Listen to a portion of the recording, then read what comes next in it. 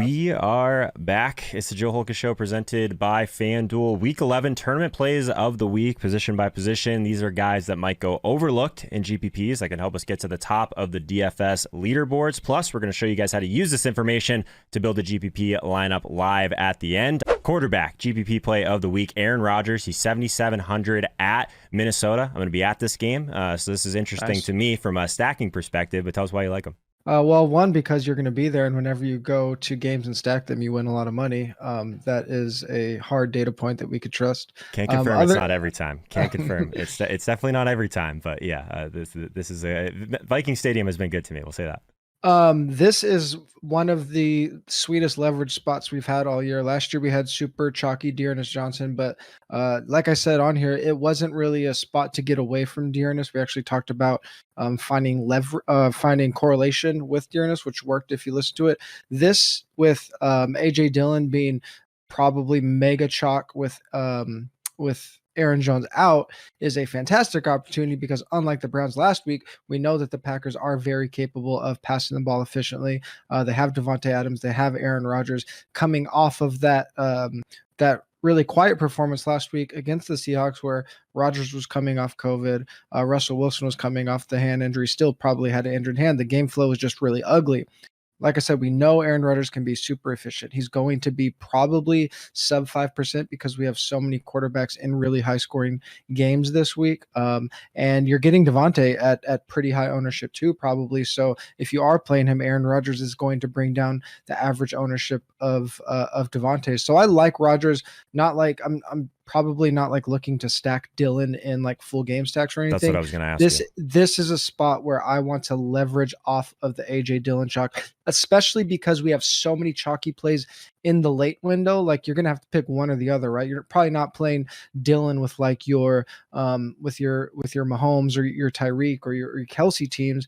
So you're going to have to pick one or the other. So I like Aaron Rodgers as the cheap contrarian, not cheap, but like cheapish compared to some of the other quarterbacks. Contrarian stack early allows for those chalky plays in the later window. And I like this game as a game stack in general because Minnesota, not just their offense, but their games have been very volatile. They've basically been shootouts or duds. If we look at scoring correlations, their scoring correlates higher than any other team with their opponents scoring a plus 0.71 correlation, like almost a perfect correlation, which is completely unheard of. Yeah. Obviously could just be noise, but we've seen it this year. The Vikings have scored 30 points 4 times. In 2 of those games, they've allowed the opposing quarterback to go over 32 points. And then on top of that, one of the reasons that they do have very high correlation with their opponents because even if they do get up, they haven't been able to stop the pass game. They've allowed the second most 100-yard receiving games to opposing pass catchers, which obviously, if we're playing Devontae here, expect him to have a big game. So Minnesota is just a team that sets up for crazy correlation plays. So I like stacking Rodgers, and I think for the most part, I like trying to bring it back with Minnesota if I can. Yeah, I think we kind of glossed over it, but I do want to ask you about playing Dillon with this stack because we've kind of been talking about this on the tilt space a little bit. Adding running backs to your stacks can differentiate you, but in this specific situation where Dillon is going to be very chalky, and he's not free, TJ, 7K on FanDuel. He is not free. Yes, this is not the same as last week. So that was my other point. In this situation, right, you're just focusing on the leverage that you're getting versus just trying to have a different type of Dillon team at that point, right? That's how you benefit from it. Yeah, I think that's definitely the move. I think if you want to stack Dillon somehow, I think it makes a lot more sense as like a mini stack. Like if you're going to play Dillon with one of the Vikings pass catchers, and that's really consistent with what we see from successful lineups on FanDuel, that running back mini stack is just massive. But I think if you do want to play him, the way to get unique is like don't try to game stack it. Throw in Dillon with like a Jefferson or a Thielen or even a Conklin, and then like you're going to have to pick, you're still gonna have to pick and choose like who your other chalky guys are because Dillon's he's gonna be like 35%, 40% or something like that. So it is really raising the overall ownership percentage of your lineup.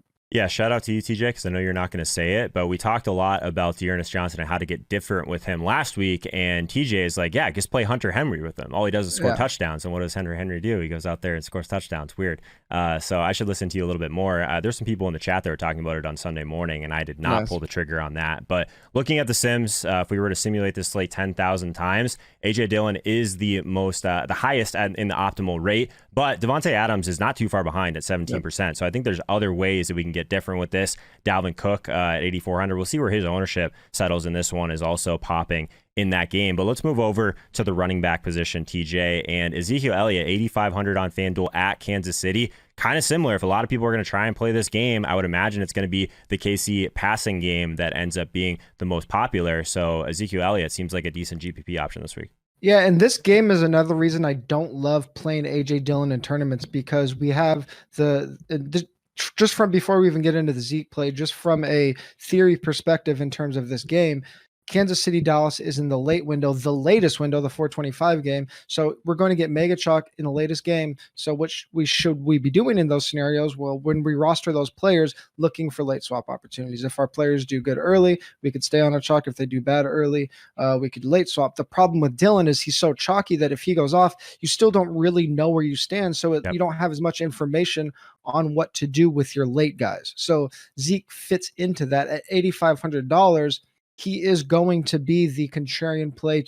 You can start with him or you can pivot to him. It doesn't matter, because if you're putting him in your flex at $8,500, it lets you pivot to anybody on the slate. You can go with a chalky Tyreek at the same salary. You could pivot to CD at $8,000. You could pivot to Kelsey at 7,300 if you have like a second player in the late window, and you could do some kind of double or even triple swap. But the point is, the Chiefs side is probably going to be the mega chalk, because with the Cowboys, one, their pass catchers kind of cannibalize each other's ownership.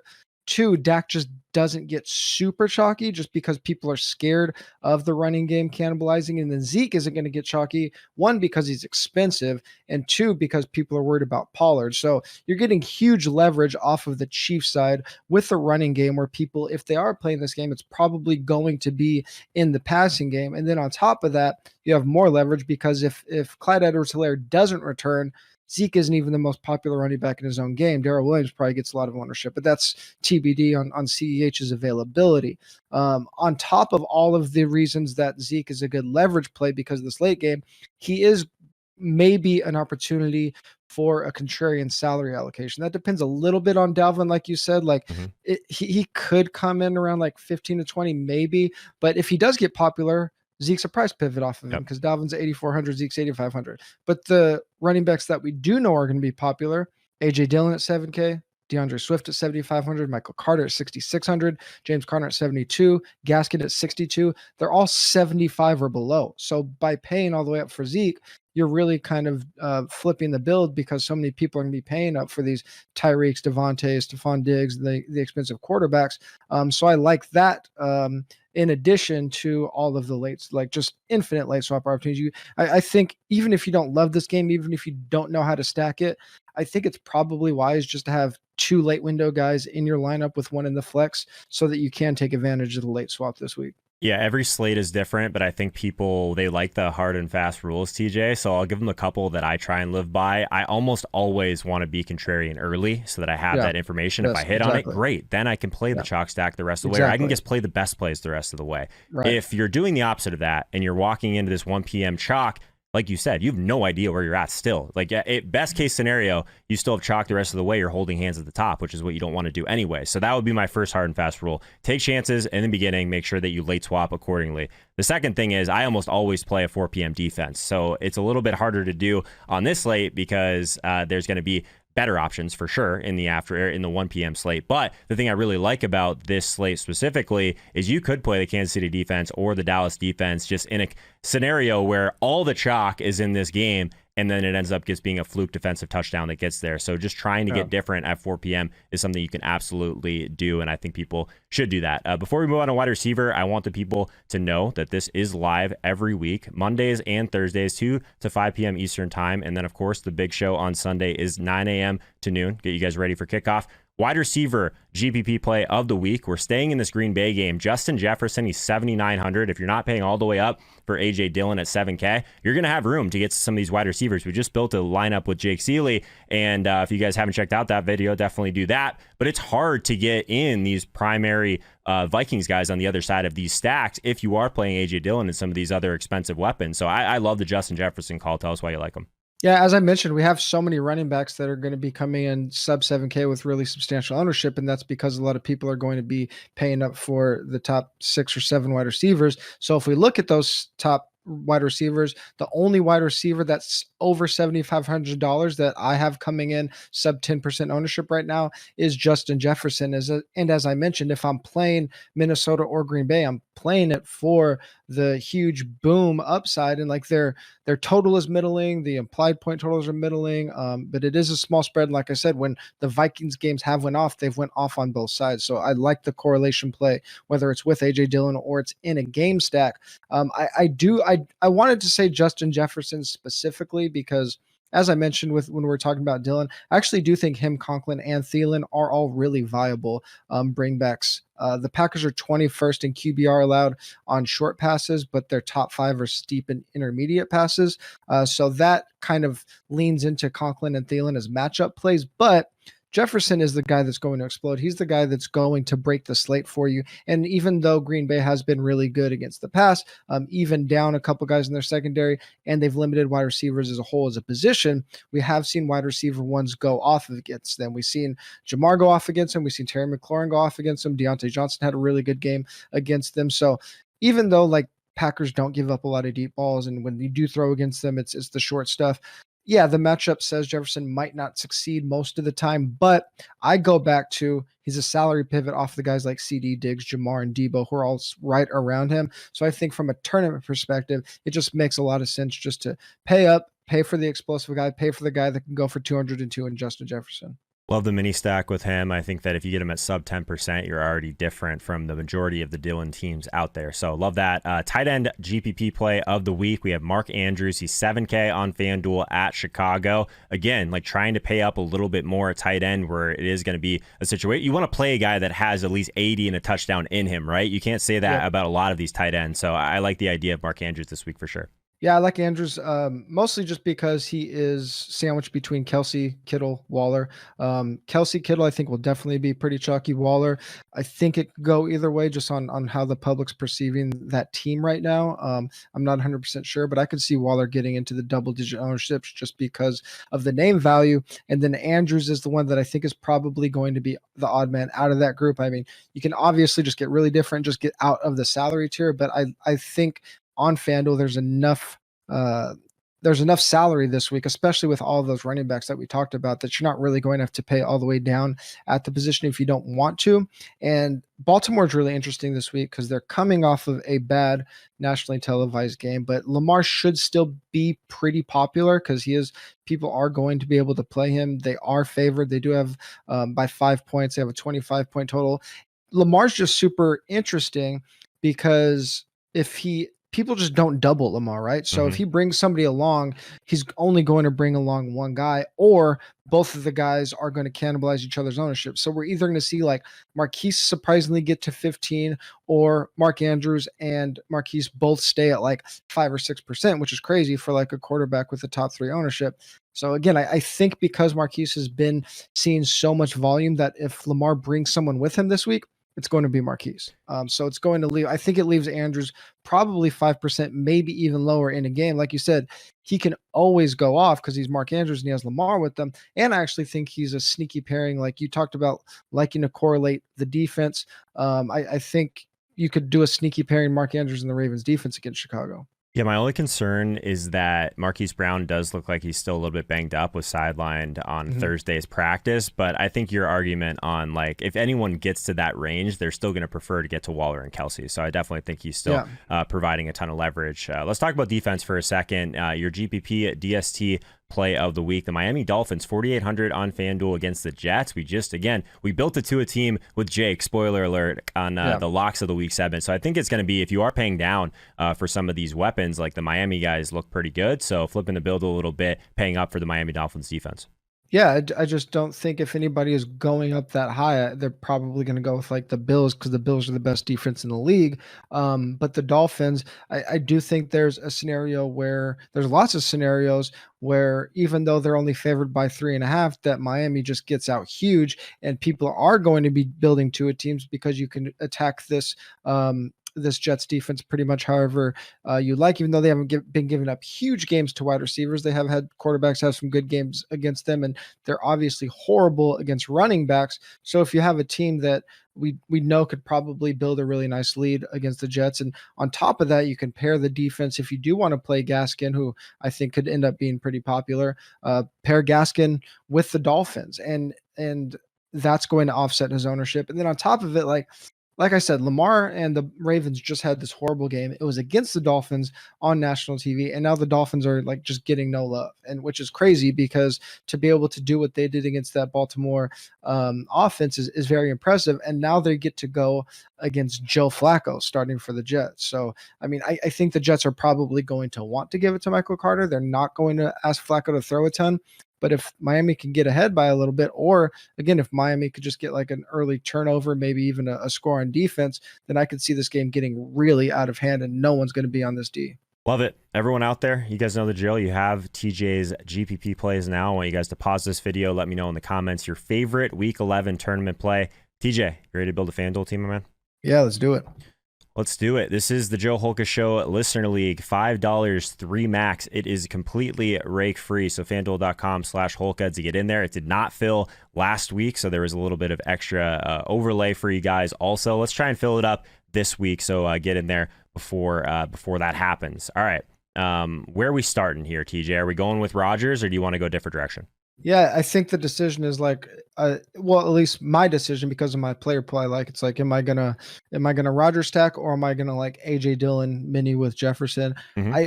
I like the idea of game stacking like Aaron Rodgers, Devontae, and Jefferson, but for now, for the start of the build, let's just see what it looks like if we just start with Aaron and Devontae, and then maybe if there's room for Jefferson, we could do that. But cool. But I do think it's important to like have like I said, that late game window flexibility in there. So I think probably we should be starting there before we're forcing Jefferson in. Yep. I like that. Is there, I guess, to the theme of some of the things we talked about today, is there a 1 p.m. player or mini stack that you think might go a little bit under-owned? I guess we've already talked through maybe a couple of them, but man, just trying to get some information before we walk into this Kansas City and Dallas chalk, I think would be valuable. A 1 p.m. mini that might go under-owned? Either one, or just a player at 1 p.m. that you think that could go under-owned that you like quite a bit. I'm trying to think through the guys that we talked about. I guess you could put Jefferson in that build if you wanted to. Yeah, I mean, like I said, I don't think I want to start with that much salary on my stack in a week like this. Value's tough this week, man. That's like my biggest problem. The value I think is at running back. I mean, if you're talking about a mini that might go low, maybe if like Elijah Mitchell with his broken finger, people just might be off of that. Like with the Niners defense against the Jaguars what are they favored by 6.5 or something like that? What's going to like, how long do you think it is before we have that info? Is it going to be Friday? Is it going to be Saturday? Like, I don't know. That's going to open up the entire slate. Like, I hate sometimes that we're doing these videos on Thursdays because things can change a lot with value, even if like a couple things break with news, right? So it's tougher. I mean, I think, unfortunately, I think the most likely scenario with San Francisco is that Shanahan said he's playing and then he plays like 50% of snaps just because that's what Shanahan does. So yeah, I mean, I don't really know if there's a mini that like really pops to me on that early window. Like, okay, what else do you have? If you're talking about like super contrarian, like maybe like Deontay Foreman and Tennessee defense or something like that, but I just don't know if I think my builds are probably mostly going to start with like this contrarian stack and then just putting in 2 kind of expensive guys late just for that flexibility late. Yeah, I don't mind so that. like a Kelsey CD mini or something like that. Okay, let's do it. I like how like you're gonna need salary, right? Like if we're gonna leave this open for later, like you can always move things around. So yeah, I think my salary saver, even though he is probably going to be popular, is Myles Gaskin. Let's put him in there for now because that's going to make your roster easier to build at this point. We could always figure something else out. Like, again, if you're watching this later in the week and we do have news that's broke from San Francisco, you can kind of mix and match the Gaskin area of this team, massage it a little bit. So Defense wise, the one I've just been defaulting to has been Washington at 3,500. Is there another cheaper defense you liked on there? Not as I actually like the other side, Carolina. That's what Jake said too. They're a little bit more Yeah, expensive, but yeah, they're a okay. little more expensive, but we saw him. I mean, obviously it was against Colt McCoy last week, but Tyler Heineke is just as volatile, and it just feels like a team that's just kind of like crescendoing, right? Like they Mhm. get the spark with Cam, even though we could probably throw the football better than he can, but he can run, and CMC is healthy now, so I just like their trajectory, and I think that it could be a really big blowout scenario. So I kind of like locking Carolina in. And you know what? Even we're not going to build them here, but that might actually be the mini is CMC and Carolina defense because no one's paying for CMC. Yeah, I mean, That might be. that could definitely be it. Because you're right. So I now haven't that I heard one think person about talk it, about CMC this week. yeah, that's probably honestly the mini that, like, if you're looking for an under on one, that's probably it. Okay. So we got 6,100 the rest of the way. So we're definitely going to need some value here. Yeah. Which is I- it's not again, a great I- slate I- for that. I think it's at running back. You know what play I kind of like? Like I think James Conner could get pretty popular. Mhm. I kind of like Alex Collins on the other side. Collins is like the cheap. I can't remember who I talked to about it today, but Collins is like the cheapest one that I've been willing to go to so far. 5,600. Yeah, Like I if think you, that's interesting. yeah, and on And FanDuel, then like all you need is that touchdown, right? And he's there, and it is another 4 p.m. guy that can kind of help out if you do want to move around this Kelsey CD stuff later on. I think that works. yeah. So What do we have left? 6,300 for a wide receiver and a flex. So wide receiver wise, I know we talked about Andrews, but if we have Hollywood a little bit banged up, I don't mind the Bateman call. He's still so cheap on FanDuel, man. He's 5,800, so we could go that route unless there's another cheaper guy you like. It's hard to go Bateman when Renfro's there. True. I don't know how popular Renfro's going to be. What do you think the ownership's going to be like with Cincinnati guys in general? Like we were talking to Reeves, and I think maybe that T. game Higgins is. ends up being like the cool kid Mike Williams play again this week.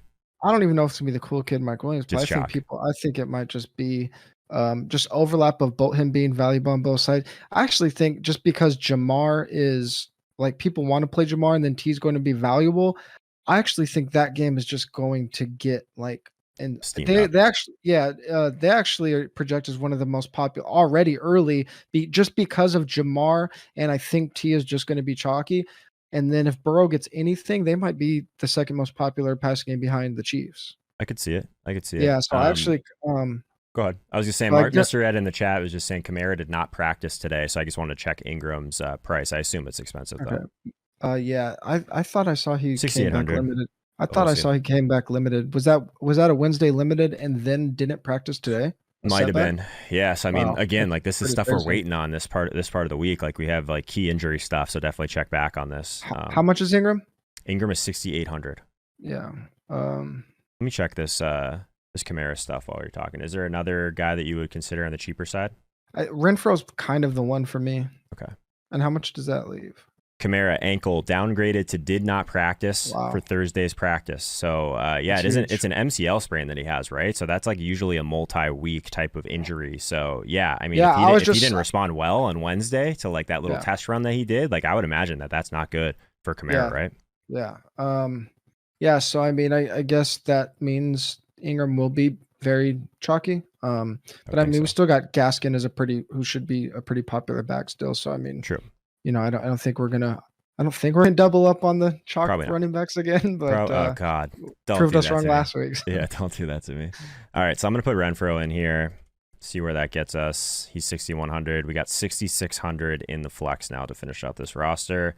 What did we say Ingram was? He's just more expensive than that. He's 6,800. So we'd have to move down on defense at that point. But right now we have either Devonta Smith, Brandon Cooks, Michael Carter in that range. I probably don't want to play Gaskin and Michael Carter together, right? No, probably not. If we go down to Washington, what does that open up? Because I think I might rather just go down there and then try to squeeze. Like 66 is kind of a weird range, I think. It is. So now you're up to AJ Brown, James Conner. Yeah, I love AJ. That's what I was trying to get to.